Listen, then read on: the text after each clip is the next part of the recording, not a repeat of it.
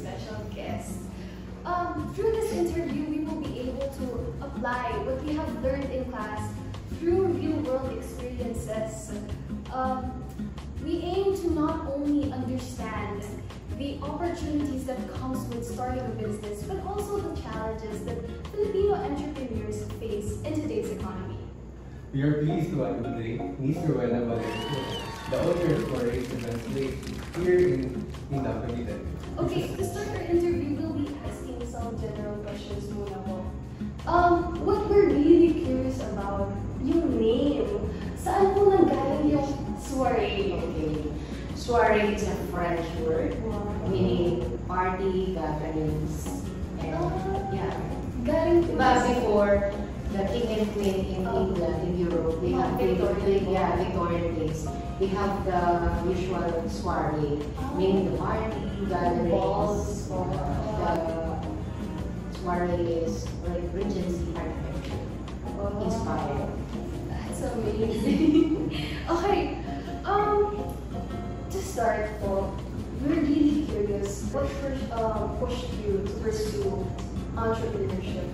Actually, I don't have any idea or any background when it comes to entrepreneurship because our family is, we're not so poor, but sometimes, you know, we're not rich, we're not so poor, in a middle class. But since then, college days, I'm a nursing grad, but I don't want to be in the hospital. So I decided to engage myself to marketing and sales. So that is why I entered. So that's the start of the journey. Actually, I don't have any idea na magiging ganito. So ang ano ko lang talaga is focus when it comes to job and always give the straight path sa buhay. Huwag kang, basta pag binigyan ako ng task, I see to it na I always give 100%. Sa next question naman natin, ano yung first steps na kinuha mo to build this place? Like, paano niyo po siya na-fund? Okay. This was purchased, the land purchase that was 2013 with my husband, of course. Sabi ko, gawin natin action mo. So, that was yun, you know. Yes. But I have in mind, during the time na I always pass through Tagaytay from our house, so nakita ko na, wow, this is the wedding capital of the Philippines, Tagaytay. So also the surrounding town, like Pindang, lahat yun, ay possible na magkaroon ng event space. So, nilalaro na sa isip ko, ay gagawin mo dito, pero kaya ko kaya? Parang lagi gano'n. Kasi sabi ko, sige, bahala na. For now, talang na ang vegetable, then tapos I have my house, and I have my gazebo there, tapos konting na lang, parang yun. So, yun. So, lahat yun, through I have my business kasi sa Sonicab. Sonicab kasi yun yung medicine. So, through that, doon ako kumukuha ng financial, yes, oo. But, kung paano ko ito na-achieve, yun nga, that's the story. Kasi before I decided to take the certain decision, pinag-aaralan ko nung ngayon. Iniisip na gano'n. Takot akong, makagamit ako, masayang ng pera. And then, ano pa? Now, moving on po, every entrepreneur begins with a vision. We're gonna ask you po, what vision does your business wish to attain? And do you think this vision changed ever since you started it? Oh yeah. I have in mind, I think after 10 years, ang ano ko kasi doon, ang estimate ko, my vision is, after 10 years, ito na kami. So my vision, sinasabi nila, sabi ko 10 years, mababawi. Pero I think, hindi, baka mas early. So that's my vision. And also, magiging known kami siguro, basta hindi ko na sa isip yung magiging known kami. Basta learn, gano'n, pero nag-start na rin kasi iba, nag-shooting ng GMA dito. So, marami nang nakakakilala. But, hindi ko pala ikwento sa inyo, this development, soiree event space, ako lang ang nag-develop. So, Walang contractor. Oh my God. That's it. Walang ano. Kami lang talaga, ako lang ang nagtayo nito unti-unti. Next question. For the last question before tayo mag-head sa main discussion, gusto ko namin malaman, every business has its own first breakthrough. Gusto namin malaman, how did you find and win over your very first customer po? Okay, my very first customer, that was December 5, 2021. That is 50 bucks. That is only 60,000 pesos. Paano yung sa first customer niyo po? Saan po kayo nahanap nun? Taga dito lang po siya. Ay, wait! Taga dito lang siya. So, kailan na po kayo nun beforehand? Ginagawa ko lang sa soiree, pabalik-balik na siya. Nag-aano Kasi gusto siya. talaga niya sa soiree. Kaya ako, naano din ako eh. Parang na-pressure ako na matapos. Kasi may nag-aabang na po ng Yes. The idea of having the wedding, pumasok ako ng wedding industry, that is what you call wedding industry. Kasi, hindi mo ubusan ng pakakasal. Kanina nga po, may nadaanan po kami Ang nagkakasal. pagpapakasal, pag-birthday, ang pagdedebo, ang pag-anniversary company, ay hindi nawawala. So, sabi ko, mas gusto ko ito. Okay. Doon naman po tayo sa mga main discussions naman. We can... Sure, then. We would like to ask po, who is on your team and how important are your employees or partners to achieving the business vision? Okay, when it comes to employees, I treat them as my partner. Kasi, siya, although empleyado na sila, pag maganda ang relationship mo, eh magiging successful. Kasi sila yung gumagawa eh. Sila yung tumatrabaho. Kung ikaw yung may-ari, pag wala kang rapport or ginagawa mo ayos din sa mga benefits mo, maayos, eh talaga mag-walk out. Hindi sila magsistay. Pero, based on my experience, pag sobrang bait ka din, parang sasamantalahin ka. Pero but I have my limitation with. But, yun nga, yung nangyayari sa amin. They usually mga kamag-anak. Isa na nagiging salo. Kahit sa akin. Do you think other entrepreneurs is nakaka-experience din ng ganun, like conflicts po in terms of employees? It's a normal thing. Lahat yan. Mas worse pa nga yung iba. Lalo pag, like in wedding industry, maraming talagang nananakaw when it comes to money kasi nandito talaga ang pera. Okay, in line with the challenges in this field, ano ba yung, for you, ano yung mga major na challenges na na-experience mo po running this business? Ay, a lot of challenges. Yun na nga, so yan. Maraming problem. Siyempre, challenge to sell this events place. How? Kasi I don't have any, hindi naman ako techie eh. So, may tendency to hire the digital marketer before. So, that's so high demand, so expensive. So, ang ginawa namin, pinag-aralan namin, total techie naman yung mga Gen Z ngayon. So, wala ko na rin yung sa digital marketing. Yes. So, para makatipid naman tayo. So, isa pa, yun, challenge ko yun ako market. But then, as the years go by, di ba, talagang napag-aaral naman namin. So, yun, kita mo naman, nakakilala na sa social media, gano'n. Nakakita kami ni GMA, di ba? Kung di kami nakita sa social media, hindi kami makikita ni GMA. Road manager, di ba? Up to date po kayo. Yes. Ang challenge, of course, to maintain the cleanliness and the property. Of course, maraming challenge. And also the employees mo, kung ano yung relationship mo, and also, paano sometimes we have kasi, kailangan haliaan mo din yung mga employees mo, yung mga team building. Kasi nagkakaroon doon ng mga relationship, di ba? Nagkakaroon sila, away-away. So, mas nasisettle doon sa team building. Yes. So, of course, the financial, so far, sabi ko nga, in God's grace, laging, ano ko talaga yan, minimension yan kasi wala kami dito pag wala ang Diyos. Yan ang tutulong sa atin. Siya talaga. Talaga, kahit anong mangyari, talaga, kahit itong gawin ko, sabi ko sa inyo, hindi ako makapag-function if I have God. Okay, speaking of challenges, we know how very important po yung time. Like we said, time is gold.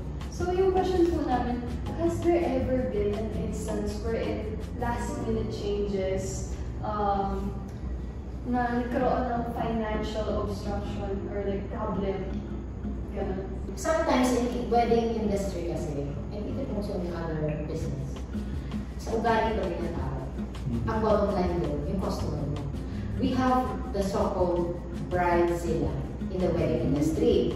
Yung kahit tama ginagawa mo, maybe they have the psychological disorder, kahit tama ginagawa mo, kahit sobrang ayos mo naman pakikinig mo, maayos naman yung flow ng ano mo, but then, kulang, lagi may kulang sa kanila. Maybe it's their, sa kanila po yung problem. Okay. Sa next question naman po namin, like during the pandemic, many businesses nag-resort po sila sa online platforms. Diba? Okay, so has there been any significant impact of the pandemic in your business? In Smart Events Place, that is why the start is 2021. Our first time is 50 crowns. Ang challenge doon is intimate wedding. So meaning, less ang revenue mo doon kasi intimate lang. So 50,000, 60,000 lang. So yun, isa yung sa challenge kasi due to pandemic na. But in other business, my business, doon naman siya nag-boom. Kasi nandun yung COVID. So mga supplies, face mask, lahat. Very in demand. Medical business. Yeah, very in demand. Doon nag-boom siya. Kasi nga yung demand and supply. So, importante talaga yun. Pero dito, medyo challenging. Pero never akong nawalan ng nawalan ng pag-asa. Kasi I'm a positive person. Importante yan. Ganun talaga kailangan. Pag positive ka, always think na may solusyon to. Pag may problema, walang nakakaligtas.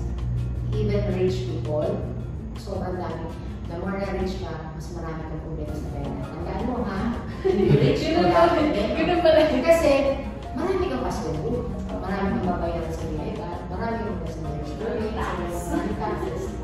So, wala talagang smooth na nangyayari sa mundo. So, always, sabi ko nga, nakakapit mo lang ang Diyos na. Pag sobrang down ka na, lapitan mo siya. Siya lang. Walang matalino na makakasolve ng yung problem. Very clear how you were able to manage this, manage this story po, even with the pandemic nung time na yun. And may mababla po sa isang area na na-interest kami, which is yung inflation po. Based on your experience po, how has inflation affected or changed the purchasing power of your consumers? Since this is services, hindi naman tayo more products. I think hindi masyadong affected when it comes to inflation, yung revenue. But then, still affected pa rin. Gawa na syempre yung mga tao. Magpapaano na, sa kanila mo tayo pakasal. Kasi medyo pandemic na yun or may problem tayo sa pera. But still, after 2 years, after 3 years, pakasal pa rin ulit sila. On the positive side naman po, what has been for you, ano yung biggest success or yung most rewarding moment as an entrepreneur? Yeah, I always, nandun ako sa ulitin na ako. Lagi sinasabi ko, paano ko na nagawa? Yeah, that's it. Sabi ko, oh my God, kasi ako lang talaga. Kasi, alam mo na, hindi mo nangingilang ang husband mo, may sarili siya. May sarili siya gusto. Hindi niya ako sinusuportahan. Lagi sinasabi niya, gusto mo yan, ipawahala dyan. So talaga, from that point, masasabi ko na, wow, ito na, nagawa ko na. Sobrang satisfying na, sobrang self-fulfillment, and also yung kasabay din ng, syempre, may mga problems. Wala naman perfect. Tandaan. Okay, to conclude po this very insightful interview, we prepared some questions about your strategies po. Strategies, my God. Strategies. For the first question po, what strategies or coping mechanisms have you used to overcome the challenges in your business? And which of them do you find most effective po? Sa marketing. So of course, digital marketing, corporate natin yun. Kasi dito mabibenta, dito makikita ng tambay or mga wedding couple, kung wala ka sa digital marketing. So kasi yun. So, Social media. And of course, we always join in a wedding fair in different as a group like Casa ng Tagaytay, which is nag-top bookers recently lang. Yeah, and then we usually attend those fair in Manila. Yun yung mga mode o para